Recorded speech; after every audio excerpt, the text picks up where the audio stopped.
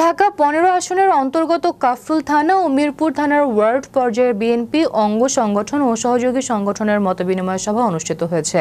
এ মতবিনিময় সভায় প্রধান অতিথি হিসেবে উপস্থিত ছিলেন ঢাকা ১৫ আসনের থেকে বিএনপির আগামী সংসদ নির্বাচনের প্রার্থিতা ঘোষণা করেন বাংলাদেশ জাতীয়তাবাদী যুব দলের কেন্দ্রীয় কমিটির সাবেক ভারপ্রাপ্ত সাধারণ সম্পাদক শফিকুল ইসলাম মিল্টন। অনুষ্ঠানে সভাপতিত্ব করেন কাফরুল থানার বিএনপির আহ্বায়ক সৈয়দ একরাম হোসেন বাবুল। বিশেষ অতিথি হিসেবে ছিলেন থানা বিএনপির যুগ্ম আহ্বায়ক আকরামুল হক আকরাম।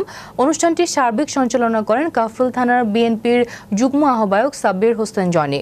প্রধান অতিথি বলেন, আগামী সংসদ নির্বাচন নিরপেক্ষ, স্বচ্ছ, প্রতিযোগিতামূলক হবে। তাই ঢাকা ১৫ আসনের বিএনপির সকল নেতাকর্মীদের ভেদাভেদ ভুলে ঐক্যবদ্ধ হয়ে কাজ করতে হবে।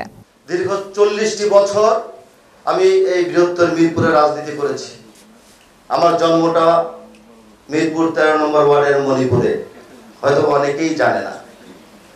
পরবর্তীতে বাবার চাকরির সুবাদে পল্লবীতে যাই, সেখান থেকে আমি রাজনীতি শুরু করে আজকে এই পর্যায়ে এসেছি। স্বাভাবিকভাবে রাজনীতি করতে করতেই কিন্তু একটা মানুষ তার আকাঙ্ক্ষা, আশা বেশি বেশি জমাট বাঁধে।